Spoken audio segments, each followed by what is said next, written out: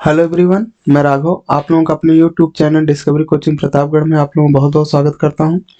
तो इस समय कार्बनिक रसायन में ऑर्गेनिक केमिस्ट्री का ये हैलो एल्केन तथा हैलो एरीन 12th का ये पहला चैप्टर है, हैलो एल्केन तथा हैलो एरीन।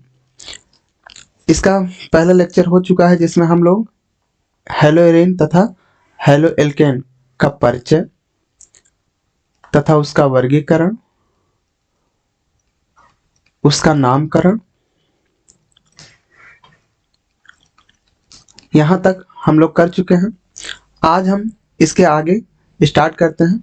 इसके आगे सबसे पहले कार्बन और हैलोजन के बीच जो बंध है उसकी प्रकृति देखेंगे। तो सबसे पहले हम लोग कार्बन हैलोजन के मध्य जो बंध है इसकी प्रकृति देखेंगे। तो अगर हम यहाँ फोकस करें कार्बन और हैलोजन, अगर कार्बन का विद्युत ऋणात्मकता और हैलोजन की विद्युत ऋणात्मकता को अगर हम कंपेयर करें तो हैलोजन की विद्युत ऋणात्मकता कार्बन की विद्युत ऋणात्मकता से अधिक होती है। अर्थात हैलोजन के पास कार्बन से इलेक्ट्रॉन को अपनी ओर खींचने की क्षमता प्रबल होती है, जिसके कारण हैलोजन के ऊपर आंशिक ऋणावेश तथा कार्बन के ऊपर आंशिक धनावेश। ये आंशिक का अर्थ ये होता है कि आगे चल के ये धनावेश और ये ऋणावेश होगा। तो जिसके कारण हम ये कह सकते हैं कि कार्बन और हैलोजन के मध्य जो बंध है ये कैसा होता है, ये ध्रुवित होता है। कैसा होता है, ये ध्रुवित होता है, यानी दो ध्रुव बनाएगा, एक पॉजिटिव दूसरा निगेटिव। अगर हम यहां देख लें कार्बन और हैलोजन के मध्य जो बंध है उसकी लंबाई अगर हम फोकस करें लंबाई, तो चूंकि आप लोगों को पता होगा कि जैसे ये कार्बन है, ये कार्बन है और ये फ्लोरीन है।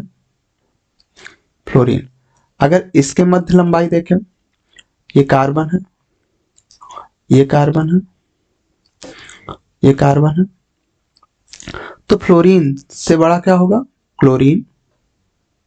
ये क्लोरीन हो गया, ये ब्रोमीन हो गया, ये आयोडीन हो गया।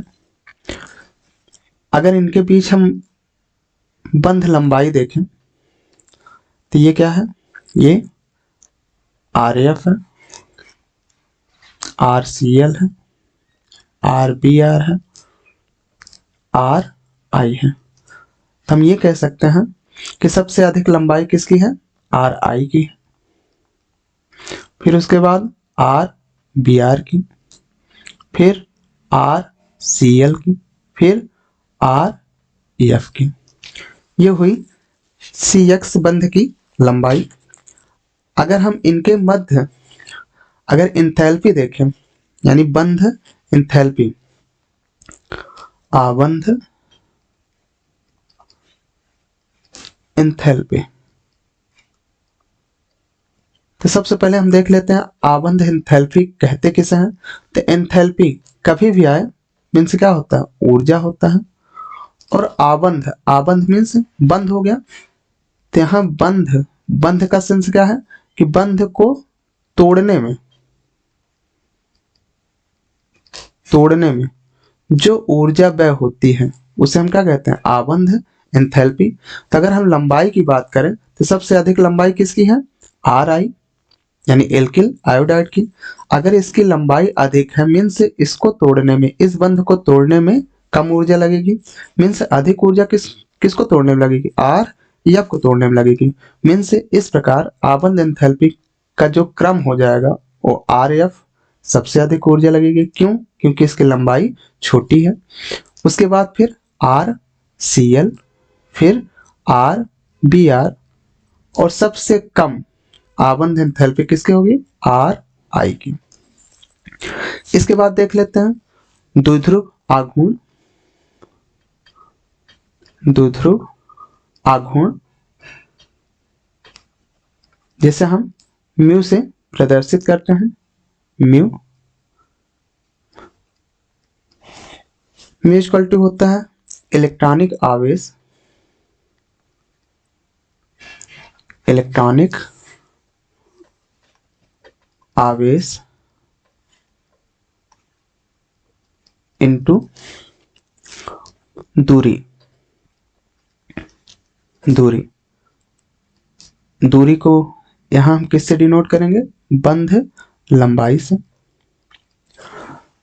मीन्स जिस पर इलेक्ट्रॉनिक आवेश अधिक हो, मीन्स उसका द्विध्रुव आघूर्ण अधिक होगा।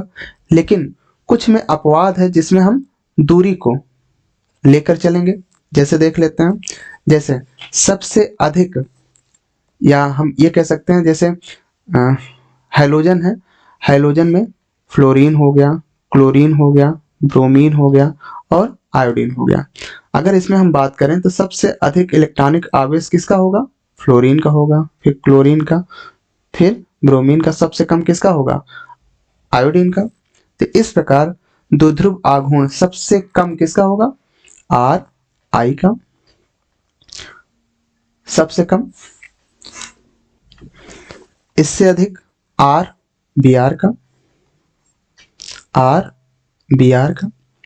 फिर इससे अधिक, यहाँ पे थोड़ा सा फोकस करना है कि इससे अधिक आर एफ का होगा और सबसे अधिक आर सी एल का होगा।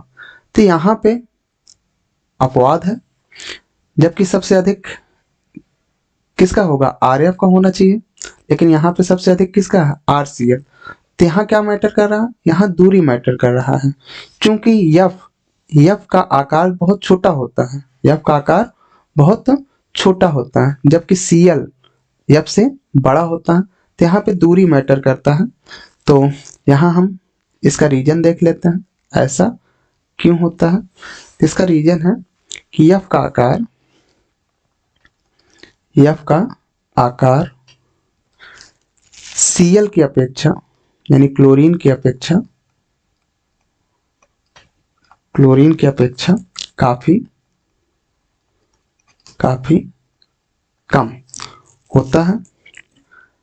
तो जिसके कारण हम कह सकते हैं कि यहाँ पे हम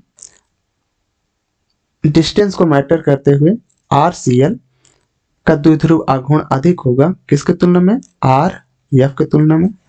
तो इस प्रकार हम कार्बन और हैलोजन के बंध की प्रकृति देखते हैं। तो आगे हम लोग हैलो एल्केन के विरचन की विधियां देखते हैं। सबसे पहले हैलो एल्केन एल्कोहल से कैसे बनाया जाता है हम देखते हैं। पहला, एल्कोहलों से हैलो एल्केन कैसे बनाया जाता है। एल्कोहल जिसे हम ROS से डिनोट करेंगे। तो आप लोग बता दें, यह हैलो एल्केन बनाने की सबसे आसान एवं सबसे अच्छी विधि है। यह सबसे आसान एवं सरल तथा सबसे अच्छी विधि है।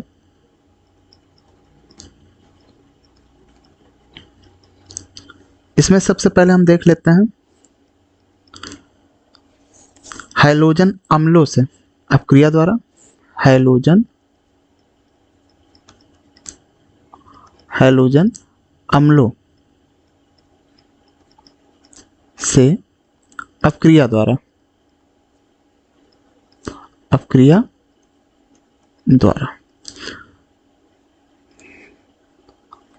तो सबसे पहले देख लेते हैं हैलोजन अम्ल किसे कहते हैं। हैलोजन अम्ल को हम HX से डिनोट करते हैं।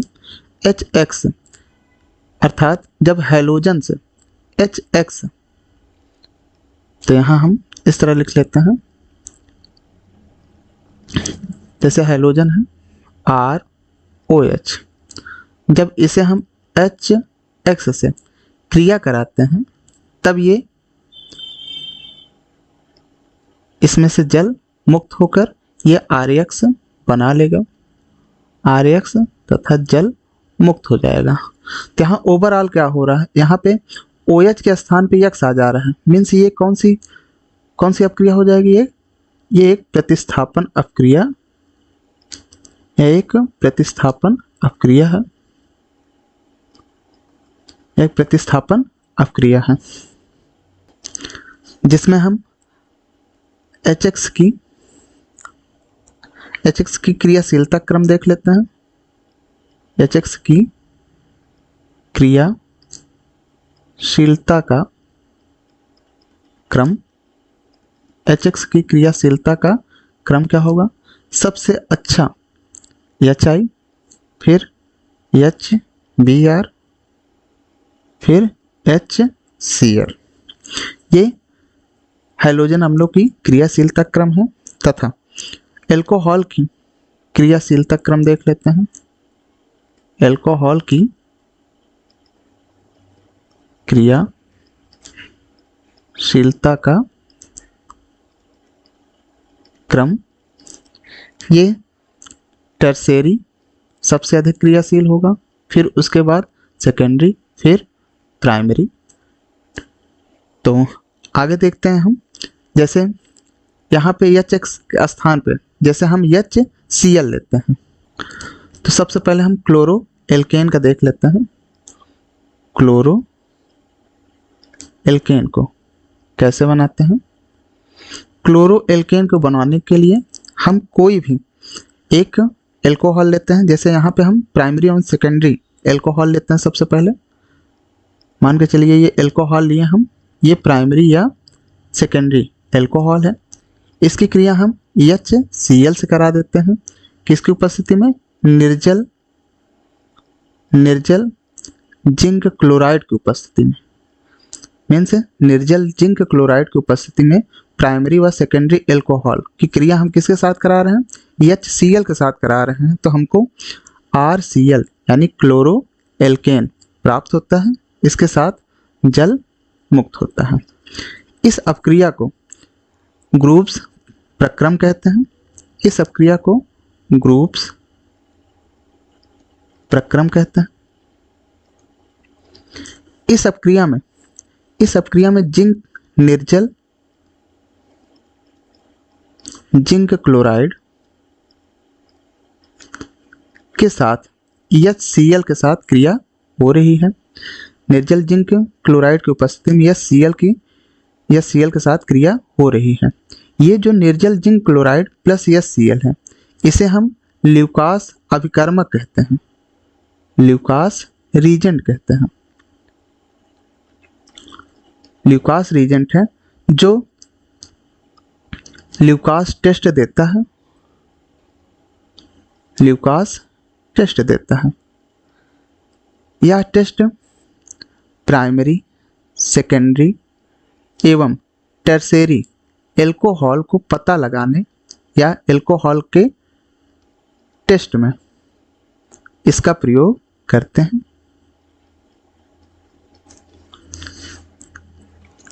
अर्थात क्लोरोएल्केन बनाने के लिए हम निर्जल जिंक क्लोराइड की उपस्थिति में प्राइमरी व सेकेंडरी एल्कोहल को जब HCl के साथ हम क्रिया कराते हैं तो हमको क्लोरोएल्केन प्राप्त होता है।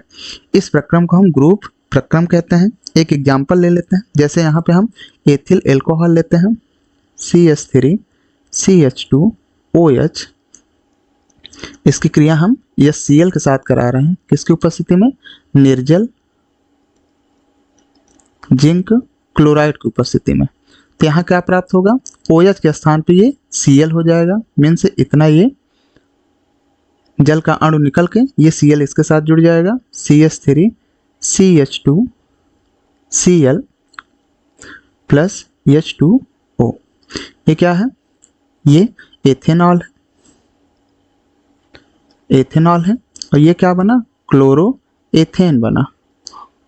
Chloro ethane. अर्थात अगर क्वेश्चन आता है एथेनॉल से क्लोरो एथेन कैसे प्राप्त करें, तो हम ये प्रक्रम यूज कर सकते हैं। अगर एल्कोहल टर्सेरी है, अगर एल्कोहल टर्सेरी एल्कोहल है तो ये मात्र केवल कमरे के ताप पर ही, कमरे के ताप पर ही ये HCl के साथ क्रिया करके ये टर्शियरी एल्कोहल क्लोरो एल्केन देता है तथा इसके साथ साथ ये जल मुक्त करता है। एग्जाम्पल देख लेते हैं, जैसे यहाँ पे हम CH3 C CH3 CH3 OH, ये क्या है, ये 2 मेथिल प्रोपेन 2 ऑल है। ये सबसे लंबी कार्बन श्रृंखला बनेगी, दूसरे पे मेथिल है, दूसरे पे OH समूह है, तो इसका क्या नाम हो जाएगा, 2 मेथिल प्रोपेन 2 ऑल। ये टर्शियरी अल्कोहल है। क्योंकि ये टर्शियरी अल्कोहल है, इसकी क्रियाशीलता सबसे अधिक है, तो ये कमरे के ताप पर ही HCl से ये क्रिया करके ये 2 क्लोरो 2 मेथिल प्रोपेन बनाता है। क्या हो जाएगा, 2 क्लोरो 2 मेथिल प्रोपेन बनाता है, इसके साथ साथ ये जल भी बनाता है। तो इस प्रकार हम देख सकते हैं, जब हम क्लोरो एल्केन 2 कंडीशन से बना सकते हैं, प्राइमरी व सेकेंडरी एल्कोहल या Cl के साथ निर्जल जिंक क्लोराइड की उपस्थिति में जब क्रिया करता है तब हम क्लोरो एल्केन बना सकते हैं।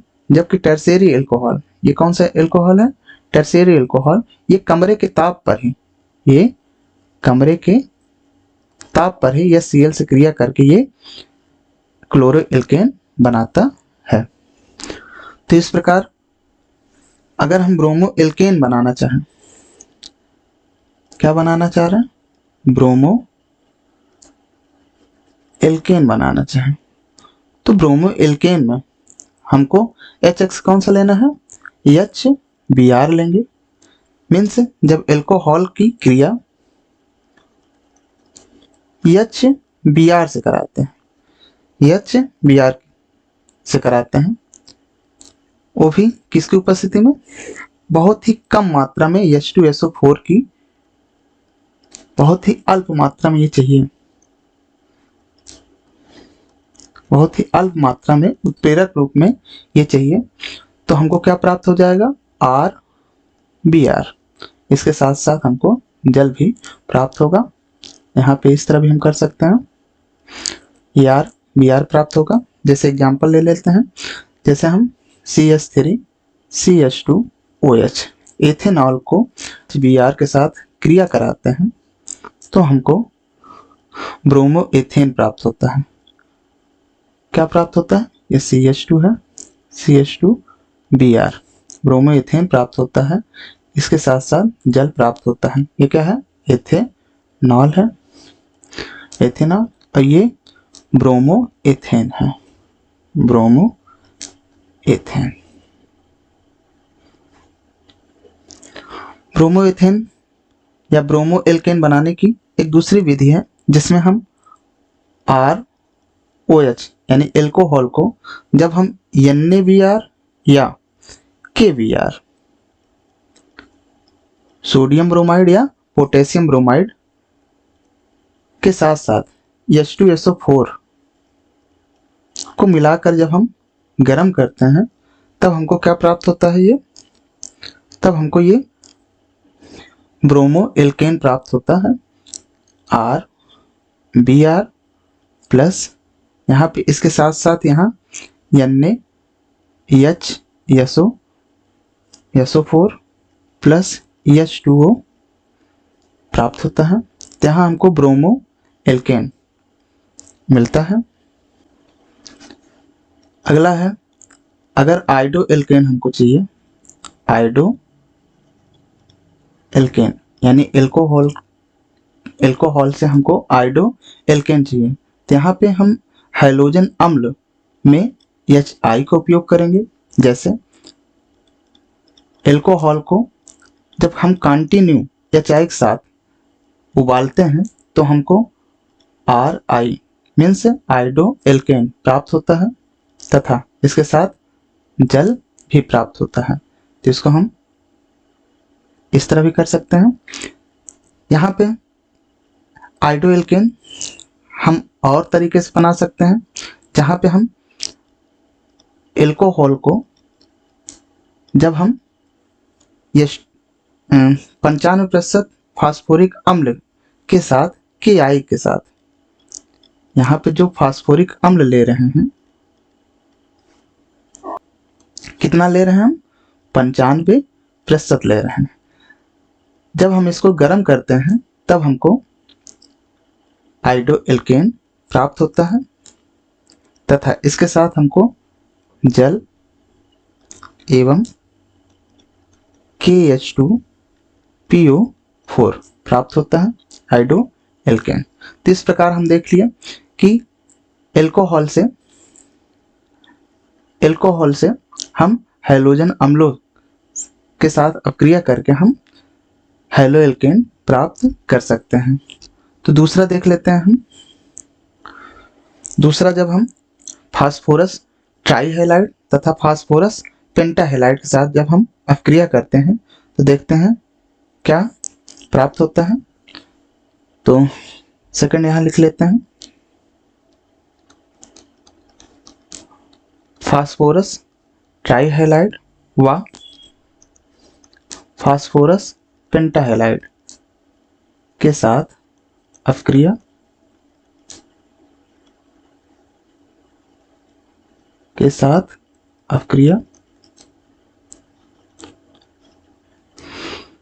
तो हम देख लेते हैं, जब हम एल्कोहल को फास्फोरस ट्राईहैलाइड, यहाँ पे यक्स क्लोरीन हो सकता है, ब्रोमीन हो सकता है, यहाँ पे इसको हम 3 कर देते हैं, यानी एल्कोहल के 3 अणु जब फास्फोरस ट्राईहैलाइड के साथ अक्रिया करता है तो यहाँ पे हैलो एल्केन के 3 अणु प्राप्त होते हैं तथा इसके साथ साथ H3PO3 प्राप्त होता है। इसको हम शॉर्ट या ट्रिक में इस तरह कर सकते हैं, ROH ये 3 है, यहाँ पे P X X X, इसको हम ऐसे तोड़ लेते हैं। तो यहाँ पे 3 R है और 3 X है, तो यहाँ क्या प्राप्त होगा, 3RX प्राप्त होगा, प्लस P यहाँ अकेला है, यहाँ 3 H है और 3 O है, P अकेला है, H3PO3। दूसरा देख लेते हैं, जब हम एल्कोहल को फास्फोरस पेंटाहैलाइड से अक्रिया कराते हैं तब हमको RX प्राप्त होता है, इसके साथ साथ